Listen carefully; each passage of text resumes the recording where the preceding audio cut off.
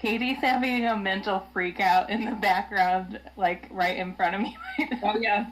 Wait, Jason just texted me, are you doing this or what? Okay, all right. Here we go. So it appears that it is finally live. Oh my God. I thought it was live for about 25 minutes there. So my mistake. Oh my gosh, do we have to start over? Well, it's up to you Yes. guys. Let me just bring everybody back up to speed. Those of you that may have been waiting that whole time, holy shit, I'm sorry. So there was a bizarre rogue technical issue. Fuck. Welcome to this new idea. Bizarre technical issues put us in a position where I was streaming a blank screen and having to autofill passwords and very bizarre code into my system, which usually is a single button press to launch it. And due to, I think, the unlimited hijackings of internet streams, they've made the system be a little bit more complicated, involving copying and pasting passwords and things not happening. So now I'm embarrassed to introduce my guest that I've been talking to for 25 minutes without streaming. But it's being recorded, so maybe this will turn into something down the line. So this was recorded. I was recording good. it. Yeah, I just wasn't. It wasn't live streaming. So the version that's going to be on YouTube is going to be a little lean. Oh, that's fine. But we're all still here, and we just got the long history of the Joan 5000 project that my guests Carrie, Hott, and Kate Rhoades have been working on this past several years, 3, 4, 5 years. It's been a while. Yeah. Can you guys still see me now? My computer's fucking up. Oh my God. You're frozen. But do I look good though? I think you look fantastic. Oh, thank you. Yeah. Okay, there we go. Am I better now? Thank you, Lord. Oh man, and people are live chatting me on. Well, we're all should we do now. We should do a quick digest. We'll do like the Cliff Notes. Oh, it's really hard because I feel like every detail is. Can I try? So important. What if I try to do a Cliff Notes version and then you guys can correct Go for me? it, Conrad. So from what I've heard over the last 15 minutes of live streaming, from what I understand that you guys, Carrie filled in on Kate's podcast, Congratulations Pine Tree, which With usually Masoon is usually co-hosted by Masoon Waz. Masoon couldn't make it. Carrie filled in, and you guys randomly came up with this plan of talking about a robot. Well, that first episode was the submarine episode. Oh, the submarine episode. I'm sorry. Did it end somewhere with the Joan 5000? It did have robots, but no. Joan wasn't in it. Okay, so the first one was the submarine voyage of the Mimi. That was way back 2015 or something, and then we did another whale one. Yeah, there was we came. Yes, yeah. And we were like, we should be a collaborative, and we were like, let's be called Joan 5000. We had a whole mind map about it. And then we got invited to go to a trivia night at YBCA to do space trivia. Got it. Again, 2016. 2016. This was going to be in like October no, we were planning it in October and then it was going to be in like December. And then sure enough, Trump got elected and we were like, fuck everything. Everything's canceled and now we have to reimagine our lives.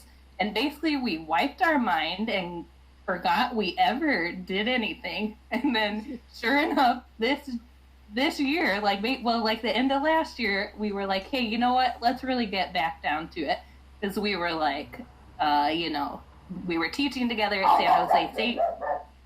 Here comes my dog. And then we did this episode of Congratulations Pine Tree, where we really, we really got Joan. We really did a whole episode about this robot we created called Joan 5000. Yeah. And that's But basically... right before that, we were like, let's resurrect Joan 5000, and we decided to create her to actually build a robot, because we both had a lot of false confidence about our technical skills from teaching in digital media art programs, which make you feel like you're a wizard when you figure out like one thing. Right. Yes, that's true. That's true, and pretty exciting. So I guess when we left off, we were talking about, or I'm sorry, when we had to restart this live stream, we were talking about the act of bringing in additional people, thinking through ideas with more support, having your dog collaborate, stuff like that, and you guys kind of you both were expressing a desire that you'd accept it if it happened, but if it didn't, it wasn't going to be something that you were concentrating on. Right. To get a third person in, yeah. Yeah. We would accept if anybody wants to come in as like an executive producer because you have lots of money to give to us, then we're very open to that. Joan5000@gmail.com. We're ready for any and all proposals for funding. You want to get this genius idea off the ground.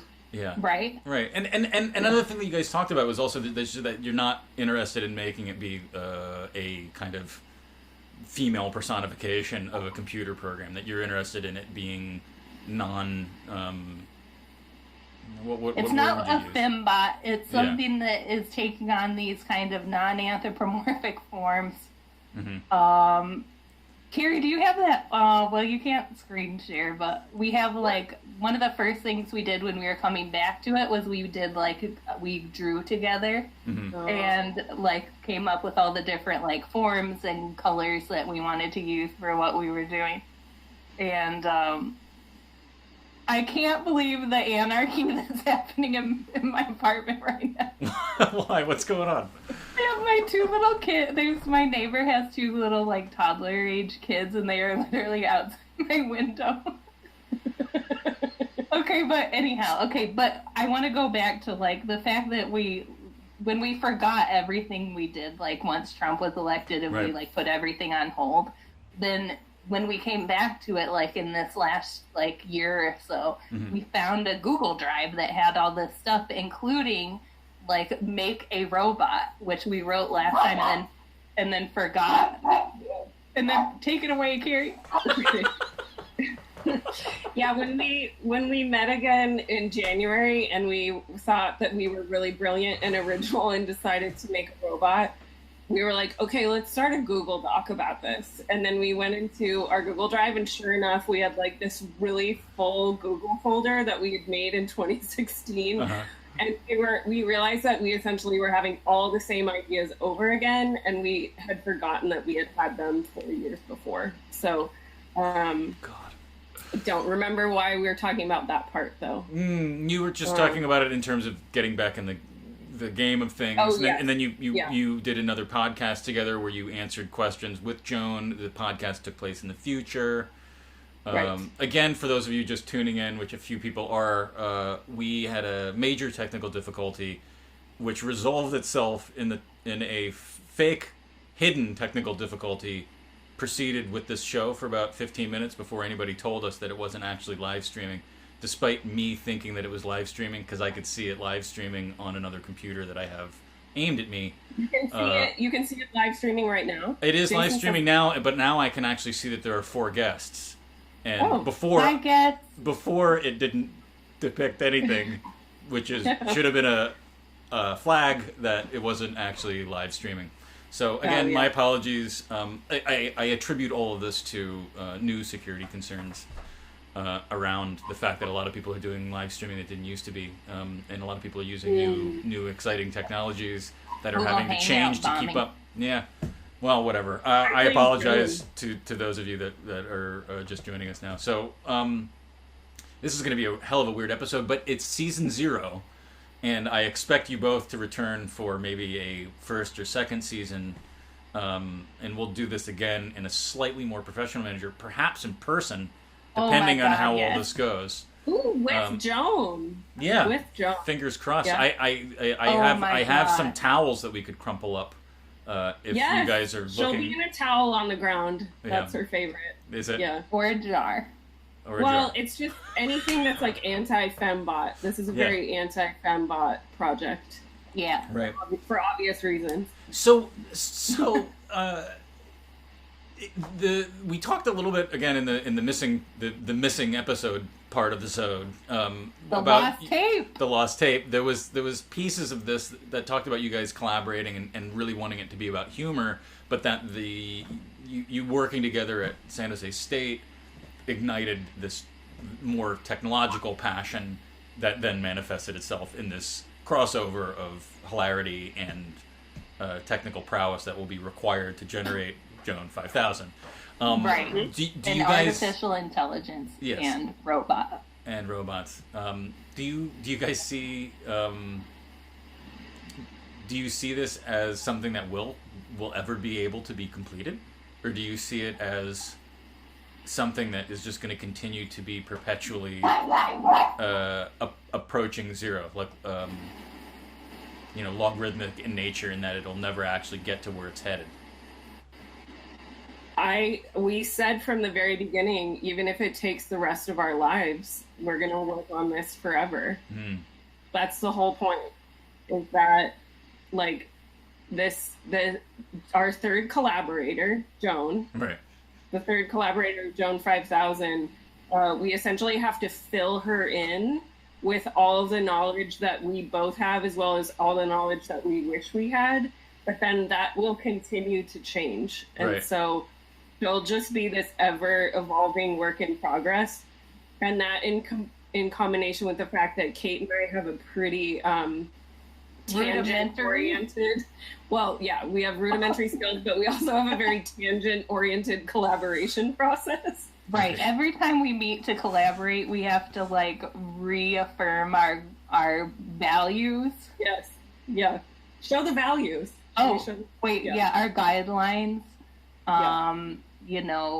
We have to share 50-50. the money. We have to be democratic. No robot trickery or secret manipulations. I don't remember that. Yeah. That's pretty incredible. Carrie, we can't show that. It has our safe word. Oh, okay. Yeah, take it down. It was on YouTube. You're going to have to change your safe word. Oh, shit. It was aloe vera. Aloe vera. We have to change it. But, Carrie, but, okay, Disasters afoot. 100%. It may take... I mean, the project is ambitious to make, like, a fully, like, Turing test-proof, like, human, basically, intelligence. But we are close to some things. We made a chatbot. It doesn't work great, but I have to I'm running Anaconda and Jupyter Notebook and shit I've never heard of. We're only 3 months in. Yes. Yeah. 3 months in. Well, but Carrie knows how to solder. That's huge. Yeah. No, you can't do it without it. When you guys when you see where this is, like at the end of the summer, where do you see it? Well, we're going to. I can't remember if this was in any of the live versions, but we obviously are affected. Our collaborations, we can't meet in person, so. Although I feel like that is making our thing accelerate. I agree, actually, because we have a weekly meeting that we both can make without, it's easier to find time. Right. And we are basically passing a website back and forth where I made the first page, then Kate makes the second page, and it'll just go on and on until infinity. The idea being Joan will, in her form, live at the end of this infinite page website. So that has already, we have 5 pages started. We're really cooking with gas on that. They're good pages. They're really good. Yeah. Not gonna lie. But they do help us. We decided that like the website, it's kind of like our process of improvising, like we've done with the podcast. And so we're using just ourselves, but then we're going to feed that website that we created into Joan once we get to that point. And so she'll also basically contain the website. And we're also documenting all of this. And we're going to make some episodes as we document. And the idea is to put it on Instagram as we go, but no promises. If we don't like it, we won't do it. No promises to all the followers at Joan 5000. Yeah, we have like 10, so it's actually 5,000 Joan, because Joan 5000 was taken, so it's numerical 5000. Who in God's name stole your idea for Instagram? I still think that Kate... I think we did it. Yeah, I think Kate created it in 2016, and it was also wiped from our memory along with everything else, and we're locked out of that account. We messaged it to try to get us in the past, or whoever owns it, to give it to us, but it's not working out so far. But yeah. But I feel like I think my goal for summer is to have our website like very far. I think that'll be good. And then the chatbot aspect, at least, pretty well developed, because we have that started pretty nice. Yeah. I love the lack of there was a quote when I was researching quotes to read for this that involved timelessness in the human condition, and how and I thought it would be a little too much, but now I wish I would have written it down. Because there's just something about like the quote was something along the lines of time because it's not defined, the assumptions that it's linear can't possibly be proven, right? Because time, there is no definition of time moving forward. That doesn't exist in any mathematical equations or any theory that exists currently. And so the idea that we're living a linear life is not it's not able to be backed up.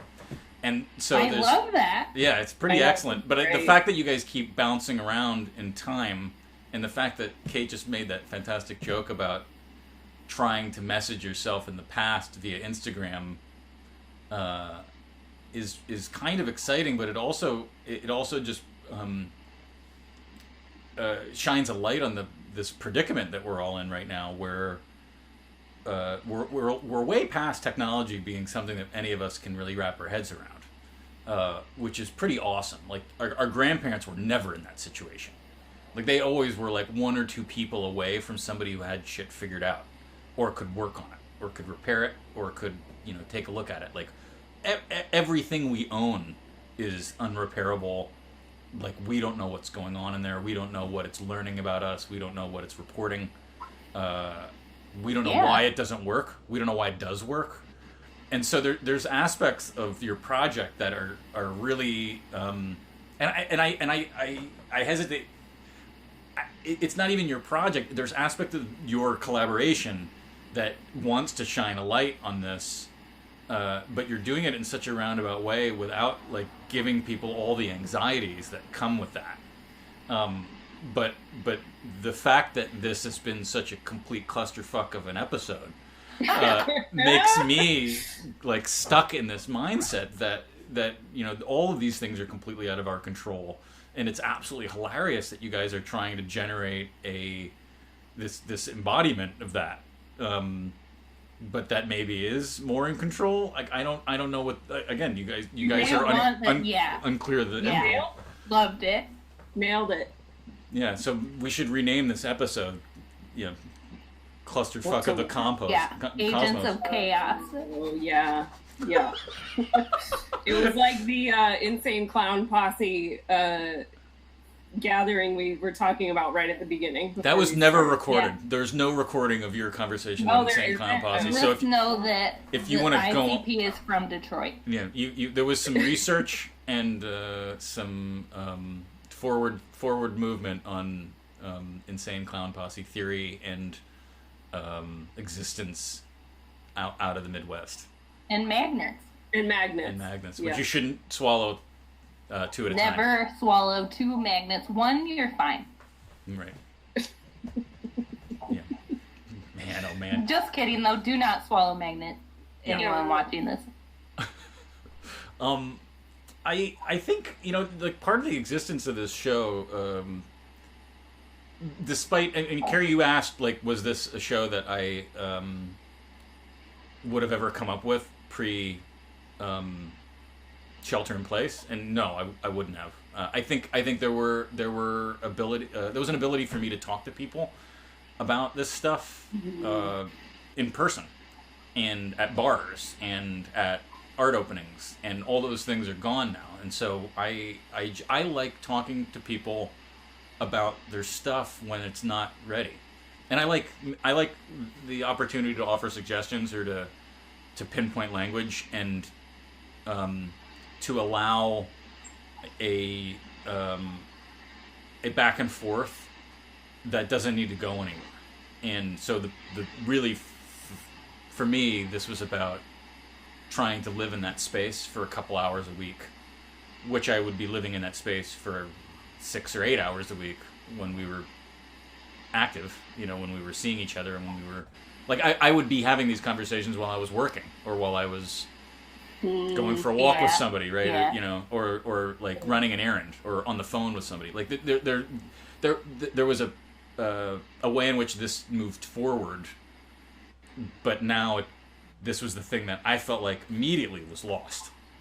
Was the conversations that were open to laughter and open to suggestion and open to collaboration that weren't only about money and how many people are dying in Nebraska next week.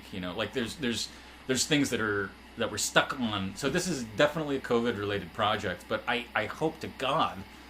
Like somebody asked me early on, why are you live streaming you talking in front of a television? And right, because that's a kind of a weird choice.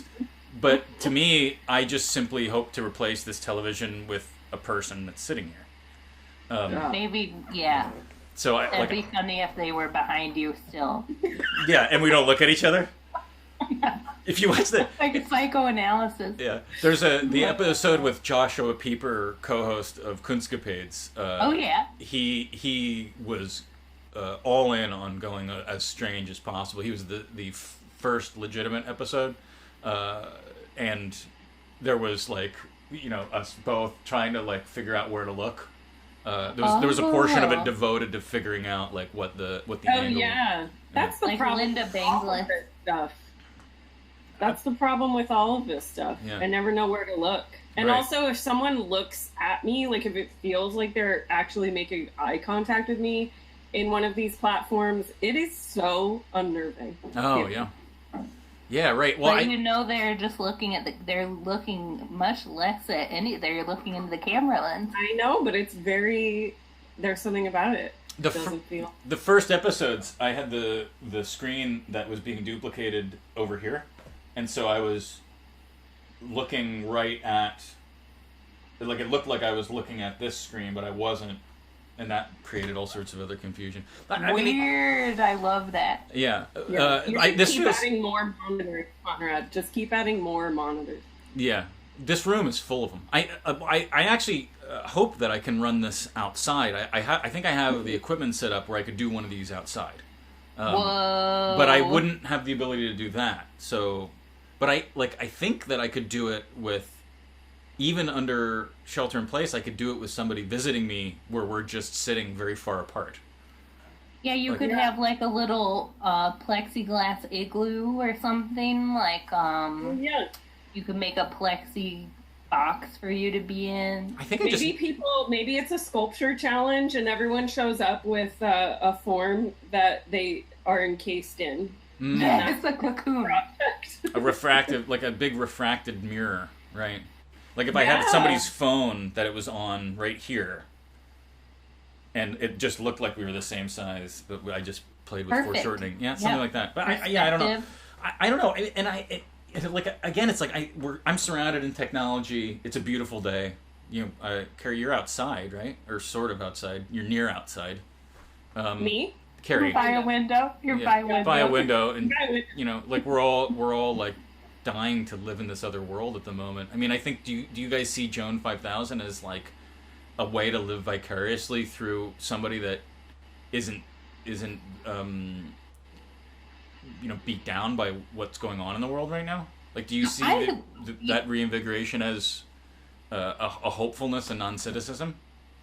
I don't know if I like that. I want to start doing that. I think one thing about Joan that we got out of like the last Congratulations Pine Tree episode that we did about her was that like even though she's like this high tech entity, she also is like really involved in things that are like holistic, like fermentation and beekeeping and very like Berkeley hobbies. Yeah. And I think like thinking about technology that's incorporating that stuff that is like the super anti-tech things that we do. Maybe she could start baking bread. Are you? Go ahead, Carrie. I was just gonna say that episode, like that narrative that we did for the Congratulations Pine Tree episode, like we as the humans in that, we were completely helpless the whole time, and Joan was like our assistant, and she did everything, but she knew how to do all of these like non-technological things, because we were envisioning it in a future where we as humans didn't know how to do anything, and we had to rely on her for everything. Exactly. That's a rough one to think about. Yeah, so maybe there's some cynicism, but I think the key is like we're okay with like with this project existing in a reality that isn't very fun, but we like to use a lot of humor and not taking ourselves seriously. Well, I mean, you're clearly like Joan's expertise is all things that no computer would be good at.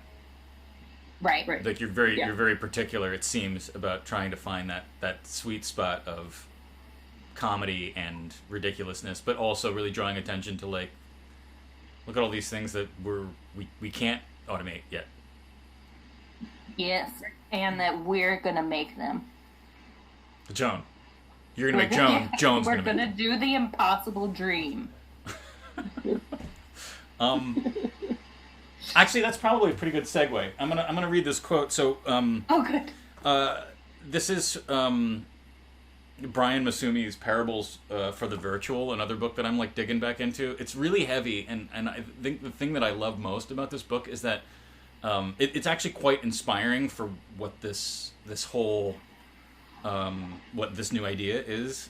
In that he writes in such a way that you can tell that he's struggling to use the English language effectively to express his ideas, and some of his sentences and paragraphs end up in places that are really unexpected and are tough to wrap your mind around. So I'm going to stumble through this, no doubt, and when you guys are trying to listen to me say the words, you're going to say, I don't know if that's a real sentence. But I really love this book. This was from my years at SFAI that I still kind of look back at. Because again, he's one of those writers that he's deep in theory and in psychology and sociology, but also really in science and humor and life. And a lot of this is just about like our bodies and how they exist in this world. But before I do that, there's a loose cable somewhere because that's how today's going. Oh, Lord above. I love that this is not smooth sailing. It's right on brand for us. It's really, is it really? Right on brand for us. Oh, 100%. I think it's way more interesting because it's way more, like, authentic. I can't believe 10 of them went smoothly, and then this one went this badly. I mean, not to say that it's gone badly, but the beginning of it went so, like, I forgot to stream it. Anyway, okay, so here we go. Having an instrumentally reasoning body for an organ can be most useful to a thing. A flower in which humans see a pharmaceutical will grow in abundance. Is the flower an aid to the perpetuation of the human, or is the human, like a mimic duped bee, a reproductive organ of the flower? Both. You can have it either way. It's just a question of from which pole you approach the problem. Human and flower are indifferential, polar confunctioning. They meet the reciprocity of perception. But the reciprocity is not a symmetry, since the two plug in differently to the contrasting poles of shared force and travel through their forcible conjunction in different directions, one towards individual health and maintenance, the other towards species reproduction. Thought perception is an asymmetrical prosthetic symbiosis. A flower in which humans see poetry rather than pharmaceuticals will also grow wildly and differentiate. The poetics of roses has led to a multiplication of strains, each bearing a name for its first human prosthesis. Need and utility lead to self-same reproduction. Uselessness, on the other hand, lends itself to invention. The link between uselessness and invention even applies to instrumental reason. A true invention is an object that precedes its utility. An invention is something for which a use must be created. Once the utility is produced, it rapidly self-converts into a need. This is the direction of flow of the history of technology, of which bodies, things, and objects are the first artifacts. Backward. With invention, the perceptual direction of travel between the poles of necessity and utility, between the intelligence and the instrumentality, possibility and reason is reversed. An invention is a sensible concept that precedes and produces its own possibility. That actually lined up way better than I thought it was going to. Yeah. Yeah. So like, what does it mean that that Joan 5000 is actually creating your project, right? Like, if you think about it, which is clearly what's happening. I mean, like, that's improvisation, right? Like, all good improvisation is when everybody simply accepts that the end goal will happen if everybody supports each other, right? Mm-hmm. Like, and you guys are both fairly well trained at improvising. I dream to be someday, but I'm not. I'm not. I think I'm not either. No way. Okay. Neither of us are trained. We just do it, no matter if we're trained or not. Yeah, but I think like the best ones are always that moment when you're just committed, and you accept that whatever ridiculous suggestion the other person moves forward with, you're in on. So it's no longer about any individual member or any individual idea. Like, the project moves itself forward on its own momentum. And although that's a stretch from what's being suggested by, like, the Massumi text, like, it's for sure this like that crazy idea that the flowers, the pharmaceutical flowers, are the ones, like, forcing us to produce them is so spot on, but so, like, mind-bendingly crazy that I love it. And that whole book's full of that stuff. Carrie, did you run into that at SFAI? Like, with I think it might have been Crystallines classes, or No. I actually don't even recall who brought that to my attention. Yeah. Anyway, I'm a big fan. It's a really weird. I really appreciated the useless and utility aspects of that too, because I feel like a lot of this project is about circling the idea that things can be, like, just that this is basically useless, but right. using the tools of things that are supposed to be so powerful. Right. But it's meant to be pretty useless. Right, but I think that's like when you're trying to generate something that's useless, you're just by nature developing use. Like, you're developing, like, all the boxes that need to get checked. Like, that's like, once that process has been started, it's not false any longer. So you just, the manner by which you're trying to claim that Joan 5000 is useless, you're generating something that's probably far more useful than a lot of abandoned script and abandoned ideas and things that were false starts or non-starters or bad R&D. You're actually crossing some bizarre lines that I think are going to have value to people. Like, Like I think like I'm sure that there's an office somewhere in the AI division of like Facebook that's trying to figure out robots that literally can have like fun. Like I think that there's probably things like that. There's people out there that are experts on this subject that are like digging deep into this as hard as they possibly can, just to save our species at some point. You know, like I think that paranoia is out there, and particularly in the people that are working in AI. Whoa. Do you think that Facebook is going to take our robot and kill us all? No. No, but I wouldn't My be surprised advice if... to them is just relax and keep it simple. Right. To the Facebook robot people? Yeah.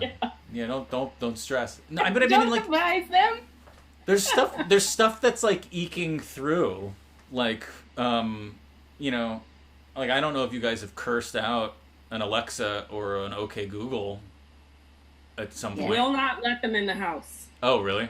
I have 2 Googles. Have you ever been no, pissed that you I were like... actually taught a class all about this last semester where every student was able to like acquire some smart thing, but I will not let them in my home. Like, I have a Ring camera as for like an art tool, but Right. I don't want to cross that line. Like you were saying earlier, we all know now that there's like insidious activity and Right. people are making a lot of money on this stuff, and it's driving all of this inequality, and it's kind of like creeping in and ruining everything from the inside out. Yeah. But we don't have the specifics. So I'm not crossing the line. Yeah, I wasn't going to until we rented this house in Vallejo, and there were like rooms that didn't have light switches, and I was like, all right, I'm gonna cross the line and get like into that stuff, and Smart lights. yeah, and but the smart lights led to like a smart thermostat, a smart, you know, like it was, you know, the once I was in, I was like, yeah, fuck it, let's go. But I find myself like, you know, saying, you know, can you play this song in this room, and then it'll play, you know, something crazy, and I'll ask again. Like I find that I ask it and I lose patience, and sometimes I will literally activate it just to tell it to fuck off, and they give polite responses when you do that. Like they're Yeah, they want them to, and Yeah. you're training it as you do that. Yeah, absolutely. I You are absolutely training am. I'm not unaware that Don't that's be what's mean happening. to your AIs. Well, sometimes I also say thank you. But when it's, you know, when it's really making terrible mistakes, like when it plays like, there was something that I did. It was a sequence of events. It might have been Willis that ended up playing a very, very Christian rock song instead of what we were after. And we both were like, no. Like it was like, it kind of like, it like forced us to really go after, like, stop. As soon as you can possibly stop. Don't do that. Never play that again. And you know, it got frustrated. But you know, I don't know. Like there was that. I don't know where that experiment was where they had to end it because people. Microsoft. Was it Microsoft where they The one where they put like a chat bot that could learn from everyone that talked to it, and Oh, it became yeah. like And it went on extremely Twitter. racist. on Twitter, and it went racist immediately. You know. Yeah. Like how do you like does Joan 5000 have a place to go that I don't doesn't think we would involve ever have self-learning? her be able to just take in, like, learn input from the general public. Right. That's one good way to avoid that. Yeah. Yeah. We're obviously already thinking about her form Right. Yeah. and how to protect her from the world Yes. in that way, and giving her capability of being invisible if she would like to be. And to then- not take orders, to like not. I feel like that's one of the things that was in one of our vision boards. Right. Was that sometimes she just won't respond. And that's her biz. Yeah. Like Joan. So Joan's not ever going to be an assistant. Joan is an entity He's a that. collaborator. She's our third collaborator. Right. Yeah. I like that as a description of a computer, just in general. Yeah. Yeah. I used to. I named one of. I think my computer is named Intimator. I don't know where that word came from, but it's like it helps me do intimations, which I don't even know what that word really means. My But I phone did at is some named point. Rudolfo. Rudolfo? Carrie, do you name your Oh, computer? Conrad. Wait, what? Do you name your computer? I don't. I have never named. I don't think I've ever named a device actually. I'm boring like that. But No. I was gonna say that Conrad, you can get this bracelet that's an Alexa jammer that when you wear it and when you turn it on, Uh-huh. it will actually emit a sound that humans can't hear, but it will override the listening device in Alexa. Like it will basically Whoa. drown the conversation that you have in the same room. So you don't have to like turn it off or anything like that. Like you can just keep it going. But when you want to have a private conversation, you can just turn it on. But Right. if you have it on, does your phone not work? Like, could you not talk on the phone? That's a good question. I don't know. But I want that. yeah, look it up, Alexa bracelet jammer, and you can make your own. And Yeah. I think it's so interesting the way these like odd things come out in response to technology. Like we just keep adding and adding and adding and adding and adding. Like Yeah. everything in this world that human beings do is always like, we gotta fix it. Let's patch it here and patch it there. And I just think it's really funny. Yeah, Everything. all of the Google Hub. So we have a Google Hub system, which is a wireless mesh, but they also act as speakers, and so you Fancy. can listen to music, but also it extends your internet further, which that was the goal and the subsequent. But they have a microphone on-off switch, so you can turn it off if you know that you're not But is going it to. off? I don't know. It's never off. Is that true? This looks nuts, scary. This thing looks like Oh, wow. know. friggin'. That's Joan right there. That could be another Joan Yeah, form. that's but, definitely one of her outfits. like, For sea sure. anemone. Yeah, we should make it possible for her to like emit a sound that humans can't hear That turns Yeah, them off. when she's in trouble. To communicate with her babies. That's a really good one. But also Add that to the just list.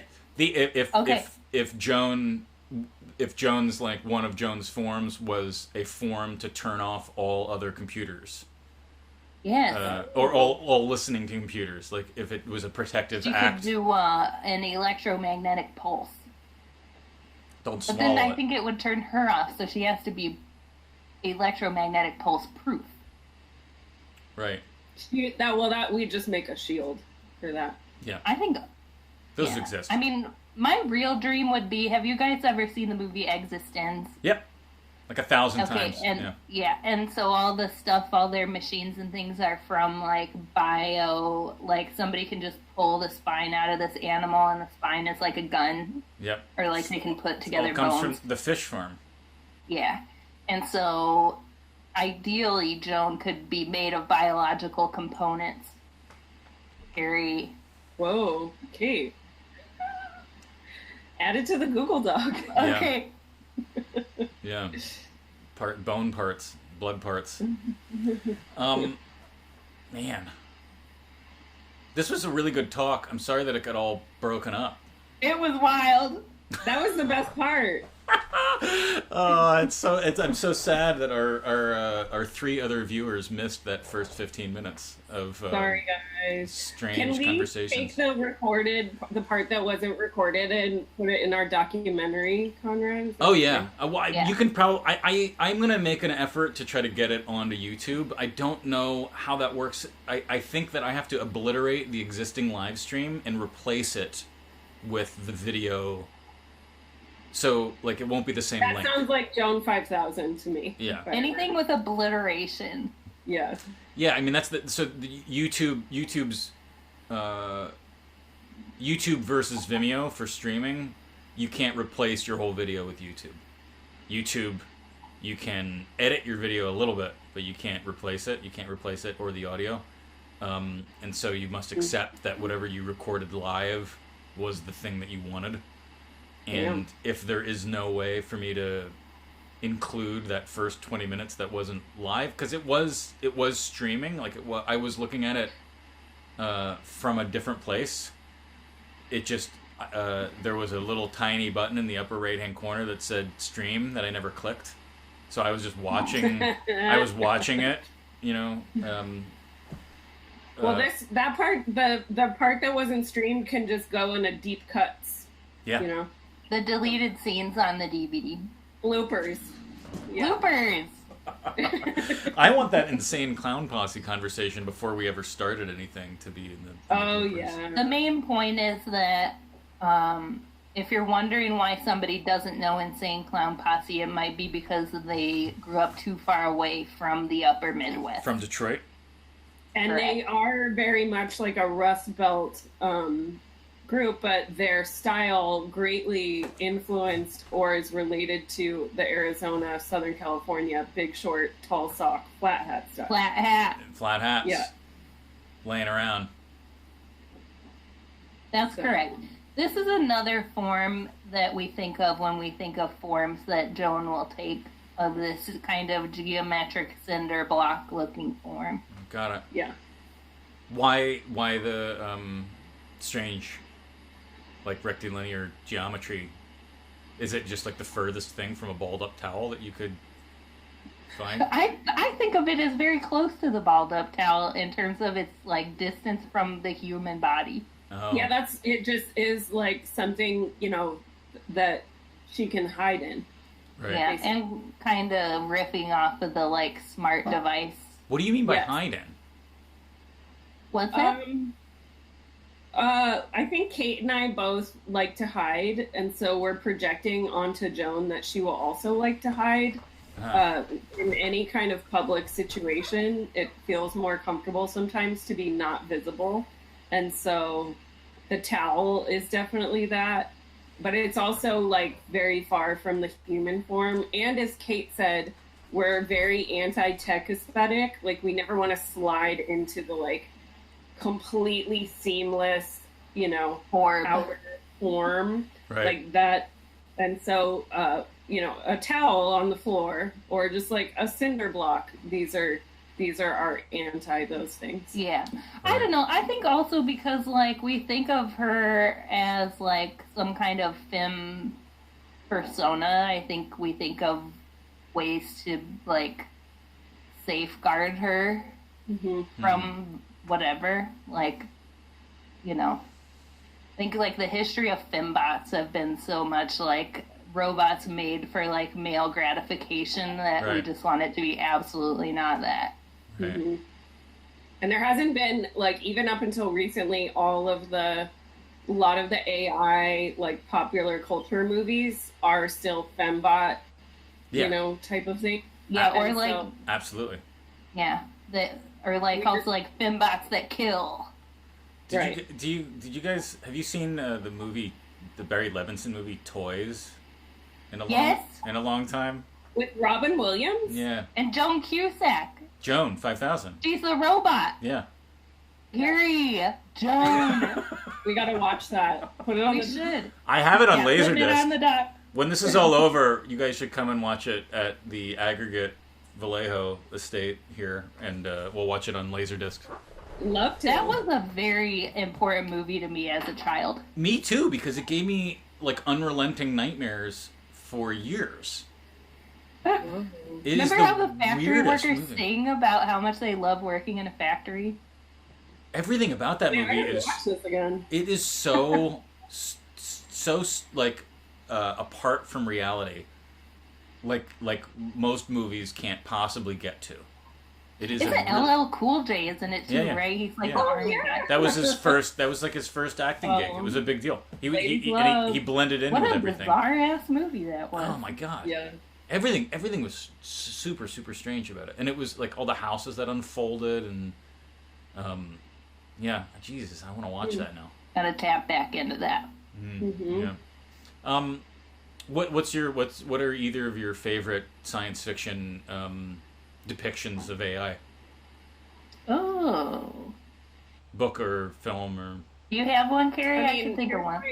Well, I'm just gonna say that my confession is that I'm not like an AI nerd. This is Right. not like that's not actually my like zone of what I do or look at in my spare time. I think I'm way more interested in like how humans envision these things and how we always look to them to solve our problems when it's really creating more. They always do. That's a really excellent